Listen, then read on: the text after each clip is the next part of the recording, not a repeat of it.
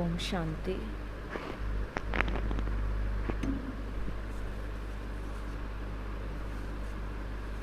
आज बाबा बोले, मीठे बच्चे, तुम ज्ञान सागर बाप के पास आते हो। तुम ज्ञान सागर बाप के पास आते हो, सन्मुख मिलन मनाने, बादल भरने। तुम यहाँ कोई तीर्थ करने व पहाड़ी की हवा खाने नहीं आते हो। मधुबन बाबा के घर जाते हैं तो किस लक्ष्य से जाते हैं? बाबा से सन्मुख मिलन मनाने के लिए, बादल भरने के लिए। तो बाबा ने रियलाइज़ कराया कि हम किस लिए बाबा के पास जाते हैं। तुम यहाँ कोई तीर्थ करने व पहाड़ी की हवा खाने नहीं आते हो। प्रश्न पूछ रहे हैं बाबा, गृहस्थ व्यवहार में रहते हुए किस विधि से चलते रहो तो एवर हेल्दी बन जाएंगे। गृहस्थ व्यवहार में रहते हुए किस विधि से चलते रहो तो एवर हेल्दी बन जाएंगे। क्या कहा बाबा ने? कैसे बनेंगे एवर हेल्दी? हाँ जी,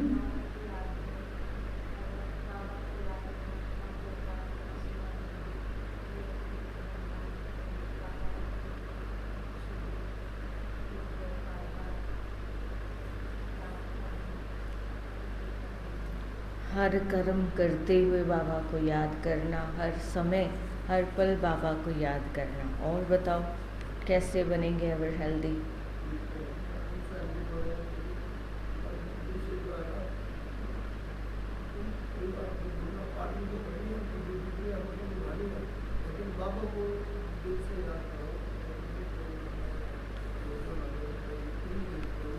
तो इससे हेल्दी कैसे बनेंगे?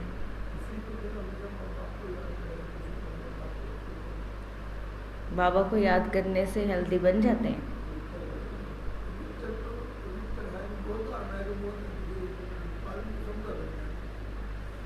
और बताओ,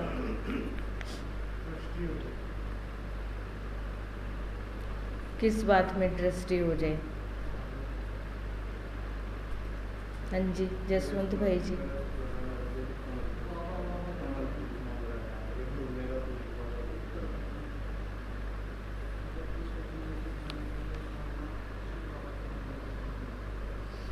कल की मुरली में भी बाबा ने बताया था। बाबा क्या कहते? बाबा कहते एवर हेल्दी बनने के लिए सदैव बाबा बाबा करते रहो।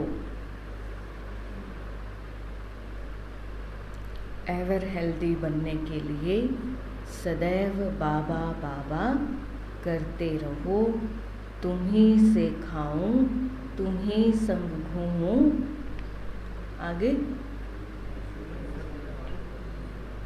तुम्हें संग रास रचाऊं, तुम्हें संग खेलूं। जो भी करना है बाबा के संग करना है। सब कुछ बुद्धि से बाप हवाले कर दो। तुम ही से खाऊं, तुम ही संग घूमूं। आगे बाबा ने डैश डैश करके छोड़ दिया। आगे अपने आप कंप्लीट कर लेना उसको। सब कुछ बुद्धि से बाप हवाले कर दो। ऐसा समझकर चलो कि हम शिव बाबा की परवरिश के अंदर पल रहे हैं। ऐसा समझकर चलो जैसे हम शिव बाबा की परवरिश के अंदर पल रहे हैं। बाबा हमारी पालना कर रहा है।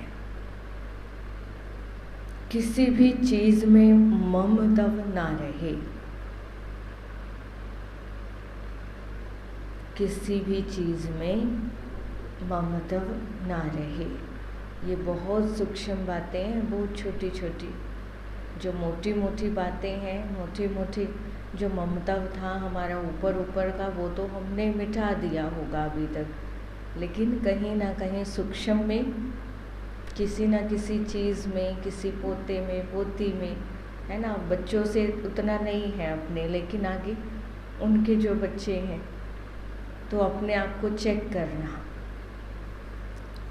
चेक करेंगे तभी तो निकाल पाएंगे ना कि किस में मेरा मोह है, मेरी मोह की रग किसके साथ है। तो बाबा कहते किसी भी चीज़ में ममत्व ना रहे, अर्पण करके उसके हुक्म से खाओ।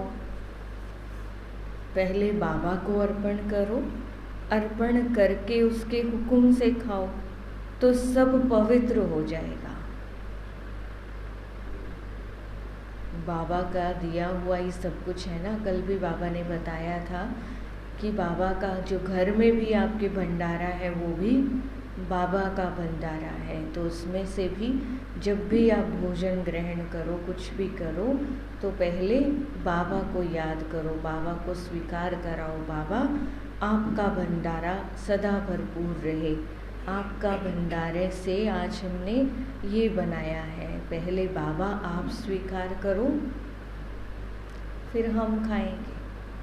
तो उससे क्या होगा, बाबा कहते सब पवित्र हो जाएगा और तुम एवर हेल्दी बन जाएंगे। तो जब इतना शुद्ध सात्विक पवित्र भोजन खाएंगे हम, हर समय बाबा को भोग लगाकर, बाबा की दृष्टि उसमें डलवाकर खाएंगे, तो फिर वो भोजन हमारे लिए भोजन थोड़े ही रहेगा, क्या बन जाएगा, दवाई बन जाएगा, है ना। शरीर को ताकत मिलेगी उससे। गीत है दूर देश का रहने वाला, आया देश बराए। ओम शांति। दूर देश के रहने वाले पास बच्चियाँ मिलने आती हैं। बच्चियाँ कोई तीर्थ पर नहीं आती, वह पहाड़ी पर हवा खाने नहीं आती हैं। मनुष्य तो पहाड़ों पर जाते हैं हवा खाने, परंतु बच्चे यहाँ पर आते हैं माता पिता पास मिलने। यह जानते हो, माता पिता दूर देश के रहने वाले आते हैं प्राय देश में। क्यों आते हैं? स्वर्ग रचने के लिए। उनसे मिलने के लिए बच्चे भिन्न भिन्न गांव से, कितना दूर देश से आते हैं, विलायत से भी आएंगे। किस लिए? कोई चीज़ देखने के लिए नहीं, आत्माएं अथवा जीवात्माएं आती हैं माता पिता से मिलने के लिए। बाबा इम्पोर्टेंस बता रहे हैं मधुबन की, कि हम केवल वहाँ घूमने के लिए नहीं जाते हैं। हमें तो फिर भी चलो एक दिन 12 घंटे का समय लगता है, 12-14, लेकिन बाबा के बच्चे बहुत दूर दूर से आते हैं। ट्रेन में उनसे पूछ के देखना कितनी दूर दूर से बाबा के बच्चे आते हैं। तो वो सिर्फ घूमने नहीं आते हैं, कि कौन उनको वहाँ तक लेकर आया। बाबा का प्यार, बाबा से मिलन मनाने का जो अनुभव है, वो उनको खींचता है कि हम बाबा के घर जाएंगे, बाबा से मिलेंगे, बाबा से नई नई शक्तियों का, गुणों का अनुभव करेंगे। घूमने के लिए थोड़ी कोई इतनी दूर जाएंगे, है ना। कुछ प्राप्ति होती है तभी तो आते हैं। तो बाबा क्या बता रहे हैं? माता पिता से मिलने आते हैं। माता पिता भी है दूर देश का रहने वाला। अब तुम किसके आगे बैठे हो? माता पिता के सामने बैठे हैं, जिससे स्वर्ग के सुख मिलने हैं, परंतु उनकी मत पर चलने से इसीलिए श्रीमत का गायन है। भगवानुवाच श्रीमत गाई हुई है, ब्रह्मा विष्णु शंकर की श्रीमत का गायन नहीं है। सबसे श्रेष्ठ माता पिता है जिसका गायन है। इस सृष्टि के रचयिता माता पिता का आह्वान करते हैं कि इस छीछी दुनिया, पतित दुनिया में आओ, हमको पावन बनाओ। अब वह पराये देश में आया हुआ है। तुम भी पराये देश में बैठे हो। यह रावण का देश है। यह अकासुर, बकासुर, पोतनाएं, सुपनखाएं, हिरण्यकश्यप आदि, यह सब इस मनुष्य सृष्टि के मनुष्यों के ऊपर ही नाम है। जैसे जिसके अंदर अवगुण बुराइयाँ, वैसे ही ये असुरों के नाम दिए हैं। तो बाबा कहते ये इसी समय के हैं, असुरों का कोई दूसरा रूप नहीं है। जैसा टीवियों में हमें दिखा दिया है, असुर माना ही उनके अंदर असुर जैसे अवगुण हैं। ना देवताओं का कोई दूसरा रूप है, ना चार भुजाएं हैं तो वह भी मनुष्य और देवताएं भी मनुष्य, परंतु देवताओं का पावन देश में पुनर्जन्म था। सतयुग त्रेता जैसे ईश्वर का घर है, स्वर्ग में आते हो तो अपने घर में आते हो। शिव कुमार भाई जी आगे आकर बैठो। बाबा क्या कह रहे हैं? सतयुग त्रेता जैसे ईश्वर का घर है, स्वर्ग में आते हो तो अपने घर में आते हो। अब हो पराए घर, रावण के घर में, तो बाप आकर तुमको रावण के घर से छुड़ाते हैं, लिबरेट करते हैं। आधा कल्प तो तुम माया के देश में पुनर्जन्म लेते रहते हो। सतयुग त्रेता में तो राम राज्य अर्थात ईश्वर का राज्य है, क्योंकि ईश्वर ने स्थापन किया है। आधा कल्प वहाँ पुनर्जन्म लेते आए, आधा कल्प रावण के राज्य में पुनर्जन्म लिया। अब बच्चों को समझ पड़ी है। बाबा कहते इतने समय से समझ नहीं थी, अब बच्चों को समझ आई है। किस बात की? कि हम किसके सामने बैठे हैं। यह टीचर भी है, सतगुरु भी है। तुम माताएं भी टीचर हो, सतगुरु भी हो, तुम भी पढ़ाती हो मनुष्य से देवता बनाने के लिए। अब तो तुम आसुरी संप्रदाय से दैवीय संप्रदाय बन रहे हो। तुमको कांटों से फूल बनाने इस रथ पर बाप सवार होकर आए हैं। यह तो बच्चों से मिलने और देशों में भी जाते हैं, क्योंकि चैतन्य ज्ञान सागर है।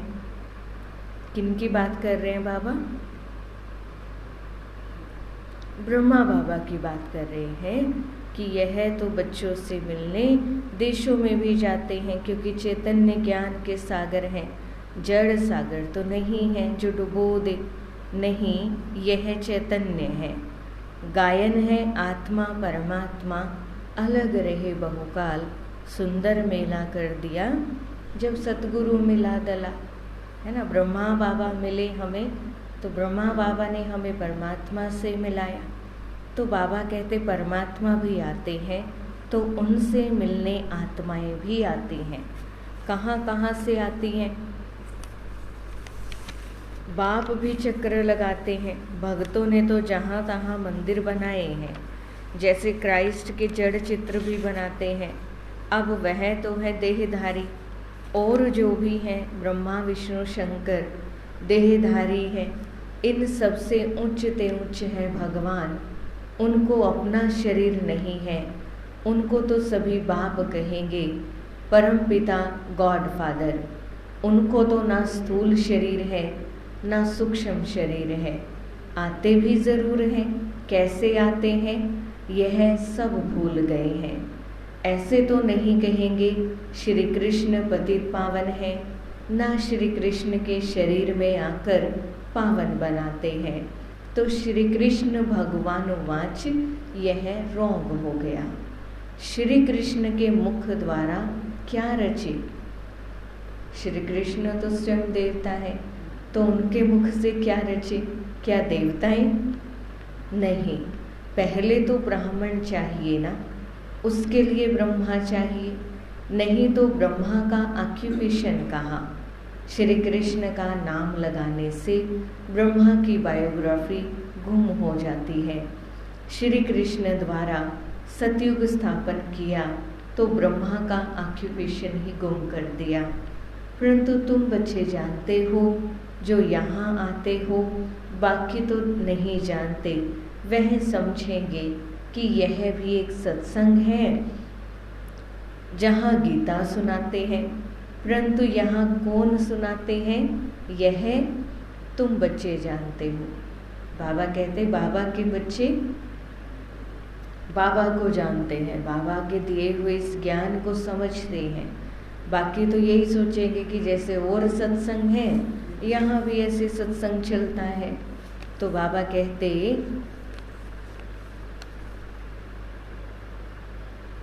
परंतु यहाँ कौन सुनाते हैं, यह तुम बच्चे जानते हो। ज्ञान का सागर मोस्ट बिलव्ड माता पिता सुनाते हैं। कितना मीठा, कितना प्यारा है। तुम कोई मनुष्य को मीठा नहीं कह सकते, क्योंकि सभी कड़वे विकारी हैं। बाप उनको पावन बना रहे हैं। तो ऊंचते ऊंचे हैं भगवान, उसके बाद जो भी मनुष्य होकर गए हैं, अभी वह सब पतित हैं।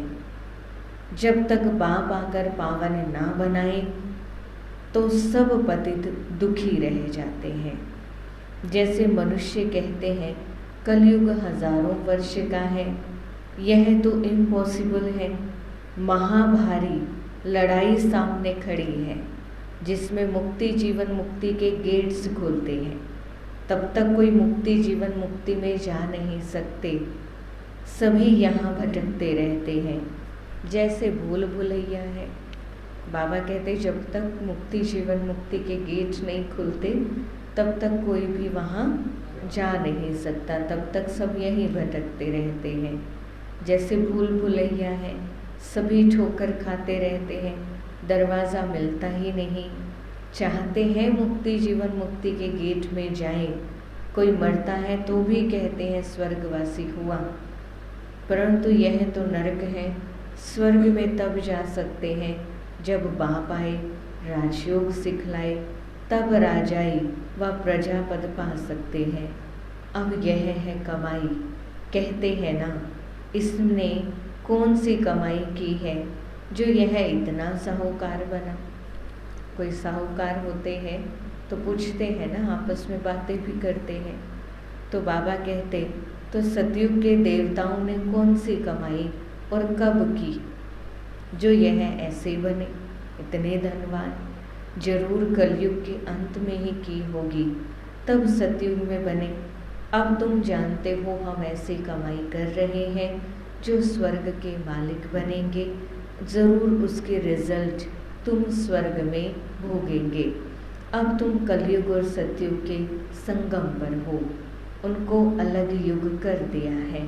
सारे कर्म अकर्म विकर्म की गति बाबा समझाते हैं। कहते हैं बच्चे, अब जो कर्म मैं तुम्हें सिखाता हूँ, क्या करें फिर? अब मैं जो कर्म तुम्हें सिखाता हूँ वही करो। इसको कलयुग नहीं कहेंगे, संगम युग का किसी को पता नहीं है। जब सतयुग से त्रेता होता है, तब भी किसी को पता नहीं पड़ता कि सतयुग त्रेता का संगम पास हो रहा है। बाबा कहते, यह पीछे गाया जाता है कि सतयुग में फलाने राज्य करते थे, त्रेता में फलाने राज्य करते थे। उस समय ये आभास नहीं होगा कि हम नीचे जा रहे हैं। तो बाबा कहते, द्वापर हुआ तो देवी देवता वाम मार्ग में चले गए। यह सब अब तुमको पता पड़ता है। यह ज्ञान और कोई में नहीं है। तुम ही वर्ल्ड की हिस्ट्री ज्योग्राफी पढ़ते हो, तुम्हारे पास एम ऑब्जेक्ट है। जो भी दुनिया में गीता पाठशालाएँ हैं, वहाँ वेद शास्त्र सुनाते हैं। एम ऑब्जेक्ट नहीं है। स्कूल कॉलेज को पाठशाला कहते हैं। वह पढ़ाई फिर भी सोर्स ऑफ इनकम है ना। कुछ ना कुछ तो भाई पढ़ाई की होती है तो काम भी आती है। तो तुम्हारे पास एम ऑब्जेक्ट है कि इस पढ़ाई से पावन बन मुक्ति धाम में जाएंगे। बाबा ने तो इतनी बड़ी राजाई इस पढ़ाई के मुकाम पर ही तो दी है। जो जितना पढ़ेंगे, जैसा पढ़ेंगे, वैसा ही पद उसको मिल जाएगा। फिर वहाँ से पाठ बजाने सतयुग में आएंगे। तुमको सतयुग से कलयुग तक कौन सा पाठ बजाना है वह सारा पता है। तुम बादल यहाँ आए हो भरने के लिए। बाबा आज अपने बच्चों को बादल कह रहे हैं। बादल क्या करते हैं? सागर से पानी भरते हैं और फिर बरसात करते हैं। तो ऐसे ही बाबा कहते हैं आप बच्चे भी मधुबन बाबा से गुणों और शक्तियों से, ज्ञान से अपने आप को भरो और फिर वापस आकर के उसकी वर्षा करो, सबको सुनाओ, सबको बताओ। तो बाबा कहते 21 जन्म के लिए सोर्स ऑफ इनकम बनाने के लिए हम बादल भरने के लिए जाते हैं। कितनी उच्च पढ़ाई है, तो पढ़ाने वाला भी उच्चते उच्च भगवान एक ही है, बाकी तो सब हैं भाई बहने, ब्रह्मा सरस्वती शंकर पार्वती विष्णु, सब कौन है? इंद्रजीत भाई जी, कौन है? ब्रह्मा विष्णु शंकर पार्वती विष्णु सब कौन है? बाबा कहते सब बाबा के बच्चे हैं। बच्चों को बच्चों से वर्षा नहीं मिलता है ना। हम तो आज तक जब तक बाबा नहीं मिले थे उन्हीं से वर्षा मांगते थे। तो बाबा कहते बच्चों को बच्चों से वर्षा नहीं मिलता, वो भी बच्चे हैं और हम भी बच्चे हैं। वर्षा बाप से मिलता है, जो जैसा पुरुषार्थ करेंगे वैसा वर्षा मिलेगा। और पुरुषार्थ कितना सहज है, अच्छा इतना ज्ञान नहीं सुना सकते है ना। बाबा भी मानते हैं कि कई बच्चे नहीं सुना सकते ज्ञान ज़्यादा, तो बाबा कहते 3 पैर पृथ्वी का लेकर छोटे कमरे में ही गीता पाठशाला खोल दो, ये तो कर सकते हैं ना। तो बाबा कहते बोर्ड पे लिख दो, सुना नहीं सकते लिख कर लगा दो। क्या लिख दो? आकर बाप से 21 जन्मों के लिए वर्षा लो। छोटा बोर्ड ही लगाओ, उसमें लिखो कि 21 जन्मों के लिए स्वर्ग की बादशाही तुम्हारा ईश्वरीय जन्म सिद्ध अधिकार है। भल आकर पूछो कि वो कैसे मिलेगा। तुम जिसको माता पिता कहते हो वह तो ज़रूर स्वर्ग का रचता है, तो तुमको ज़रूर स्वर्ग का वर्षा मिलना चाहिए। वह कहते हैं निरंतर मुझे याद करो और सबको भूलो। इनके साथ रहते हुए, सामने देखते हुए भी बुद्धि वहाँ लगानी है। बाबा का फरमान मिलता है तो सिर पर, बाबा का फरमान मिलता है तो सिर पर रखना चाहिए ना, मानना चाहिए ना। बाबा जो भी कहे वो करना चाहिए।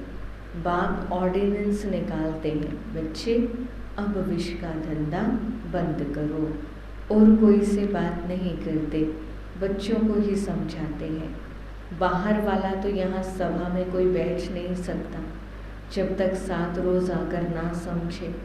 कहानी है ना, इंद्रप्रस्थ में पुखराज परी एक पतित मनुष्य को ले आई तो उनको सजा मिल गई। यह कायदा नहीं है, जब तक 7 रोज भट्ठी में नहीं डाला है, भट्ठी में स्वच्छ होने बिगर बैठ नहीं सकते हैं। हाँ, कोई बड़े मनुष्य मिलने को आते हैं, सुनते तो है ना। सुबह का क्लास देखें तो ऊपर से पूछकर श्रीमत से बताते हैं, देखते हैं अच्छा है, उल्टा नहीं उठाएगा तो उनको थोड़ा पहले समझाया जाता है। कई बार बाबा की बातें बाबा तो डायरेक्ट बोलते हैं, अब कोई नया आएगा तो उनको वो तो गलत भी उठा सकते हैं कि ऐसे कैसे, ये क्या सुनाते हैं, क्या करते हैं। तो इसलिए बाबा नयों को मुरली में बैठने के लिए मना करते हैं कि पहले उनको थोड़ा ज्ञान तो दो, पहले उनको समझ तो हो, फिर आने की छुट्टी देनी पड़ती है। तुम सबको समझाओ कि यह हमारे माता पिता हैं जिनसे स्वर्ग के सुख मिलते हैं। यह बाप, टीचर, सदगुरु तीनों हैं। पहले तुमको जैसे 3 इंजन मिले हैं, इसी समय तीनों इकट्ठे मिलते हैं, वहाँ तो अलग अलग मिलते हैं। किसकी बात कर रहे हैं बाबा? बाप, टीचर और सदगुरु तीनों इकट्ठे मिले हैं ना। तो बाबा कहते हैं वहाँ तो अलग अलग मिलते हैं, यहाँ इकट्ठे मिले हैं। पहले बाप, फिर टीचर, और वृद्ध अवस्था में गुरु करते हैं। तुम अब किसकी परवरिश के नीचे हो? शिव बाबा की, क्योंकि तुम्हारे पास जो कुछ भी है वह शिव बाबा को अर्पण किया हुआ है। तुम्हारी परवरिश जैसे कि शिव बाबा के भंडारे से ही होती है। तुमने अपना सब कुछ शिव बाबा को दान दे दिया है, अब उनसे ही तुम पलते हो।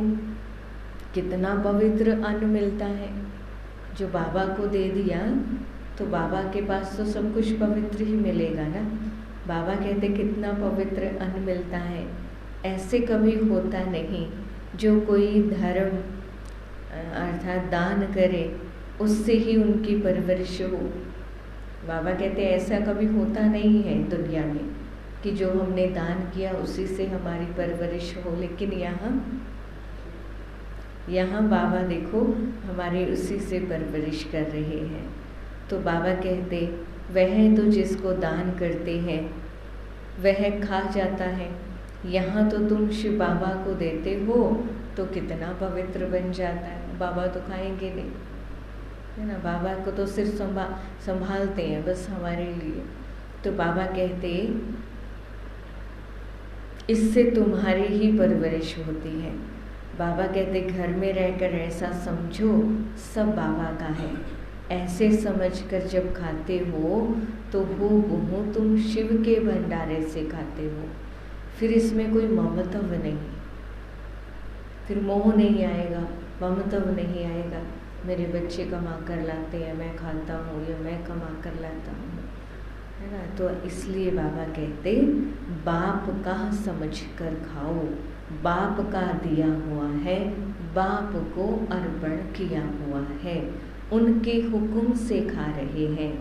भल बैठा घर में है परंतु शिव बाबा के भंडारे से खाते हैं। कहते हैं ना तुम्ही से खाऊं तुम्ही से खूं। बाबा बाबा कहने से उनसे योग लगा रहेगा, अगर हेल्दी बन जाएंगे। यह है हेल्दी बनने की सेनेटोरियम।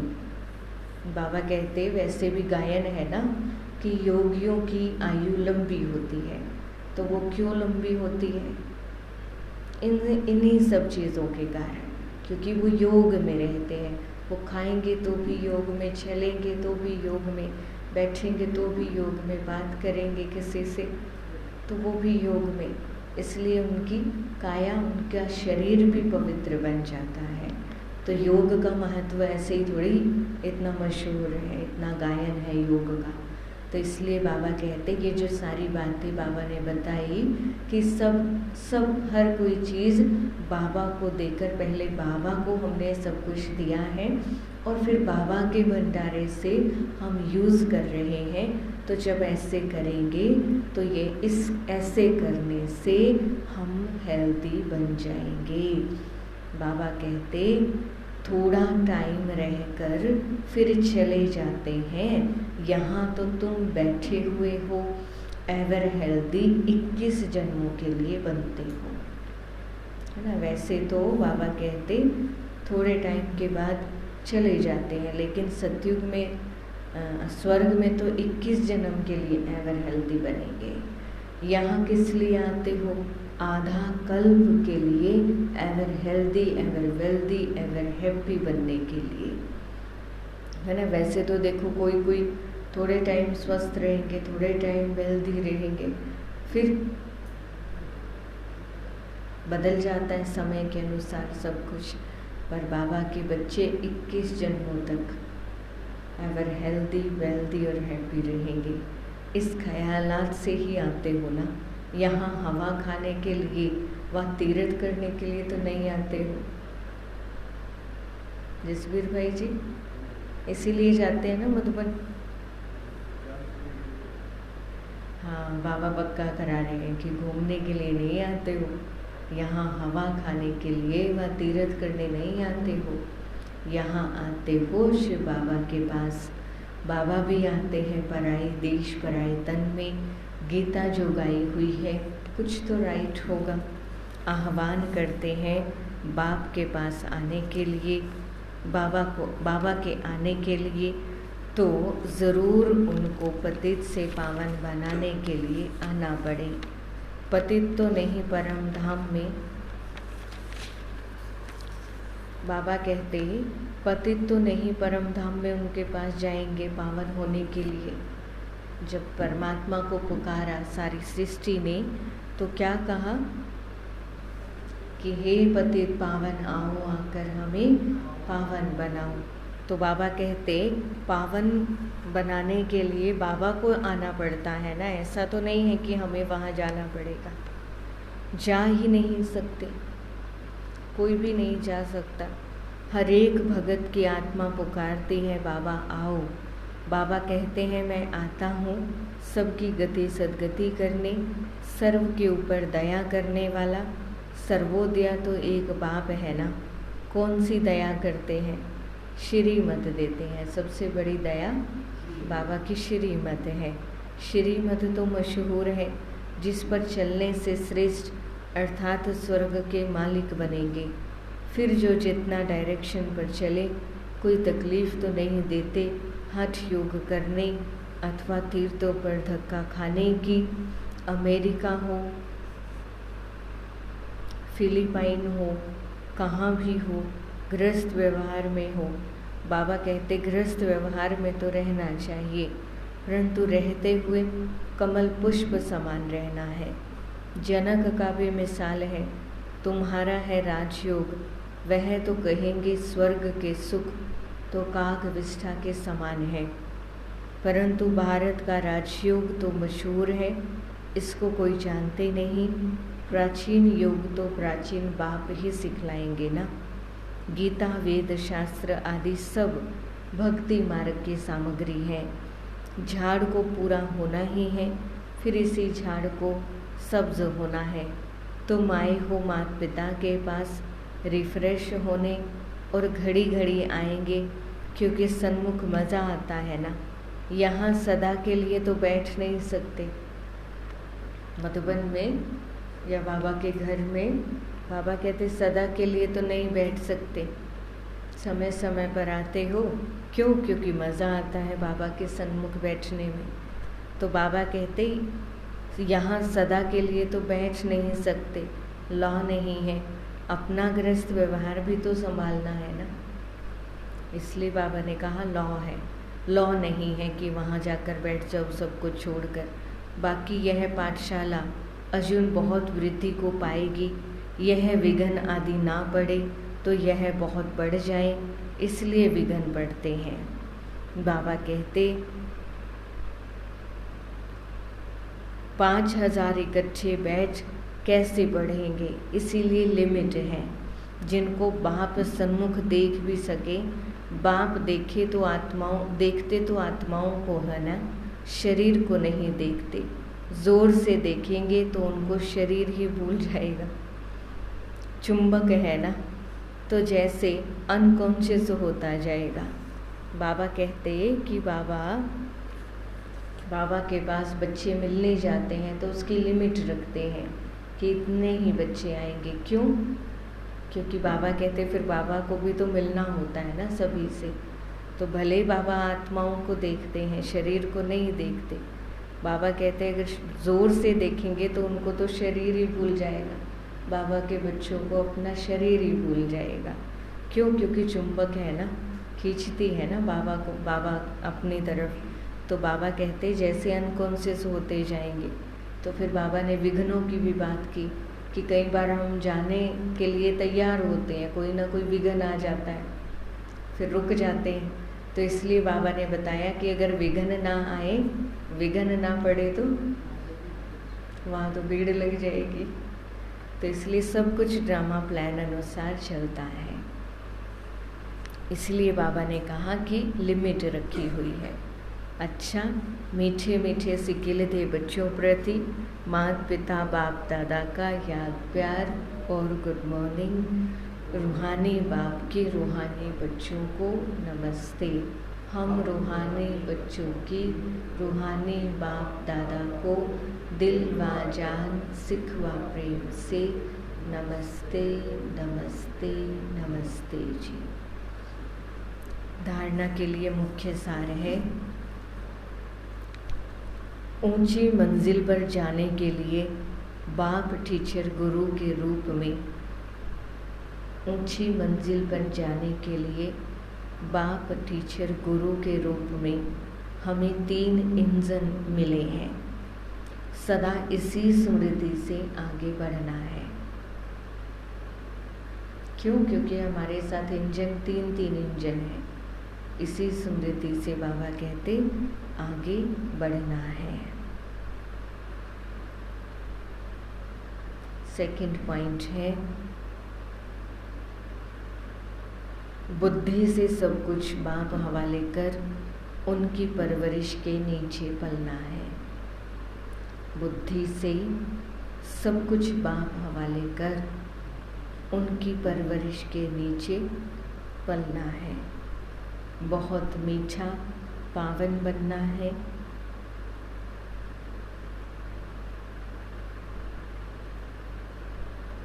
बहुत मीठा पावन बनना है। पतित पने का कड़वापन निकाल देना है।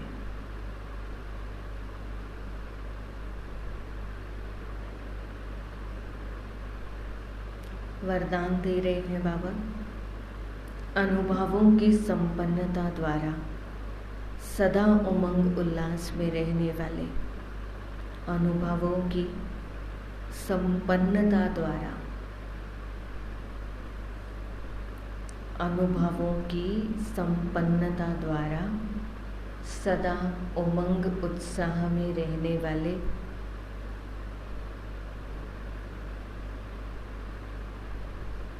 मास्टर ऑलमाइटी अथॉरिटी भव। मास्टर ऑलमाइटी अथॉरिटी भव। अनुभव बड़े से बड़ी अथॉरिटी है। हर गुण, हर शक्ति, हर ज्ञान के पॉइंट के अनुभवों में संपन्न बनो। बाबा कहते अनुभव बड़े से बड़ी अथॉरिटी है। हर गुण, हर शक्ति, हर ज्ञान के पॉइंट के अनुभवों में संपन्न बनो तो चेहरे पर सदा उमंग उल्लास की चमक दिखाई देगी। अब सुनने सुनाने के साथ साथ अनुभवी मूर्त बनने का विशेष पाठ बजाओ। सुनाने का बाबा कहते तब ज़्यादा फायदा होगा जब हमें उस चीज़ का अनुभव होगा। हम अपने अनुभव से कोई भी चीज़ शेयर करते हैं, बताते हैं, सुनाते हैं तो उसका इफ़ेक्ट जल्दी बढ़ता है। तो बाबा कहते अब अनुभवी मूर्त बनने का विशेष पाठ बजाओ। अनुभव की अथॉरिटी वाले स्वयं को सदा भरपूर आत्मा अनुभव करेंगे। जैसे बीज भरपूर होता है, एक बीज के अंदर जिस भी चीज़ का, फल का वो बीज है, सब कुछ उसी के अंदर समाया हुआ है। तो बाबा कहते जैसे बीज भरपूर होता है ऐसे ज्ञान, गुण, शक्तियाँ सब में भरपूर होने के कारण मास्टर ऑलमाइटी अथॉरिटी बन जाते हैं। ऐसे ही आत्मा भी क्या है, बीज रूप है। तो हमें भी गुण, ज्ञान, गुण और शक्तियाँ सब में भरपूर बनना है, तभी हम कहला सकेंगे अपने आप को मास्टर ऑलमाइटी अथॉरिटी।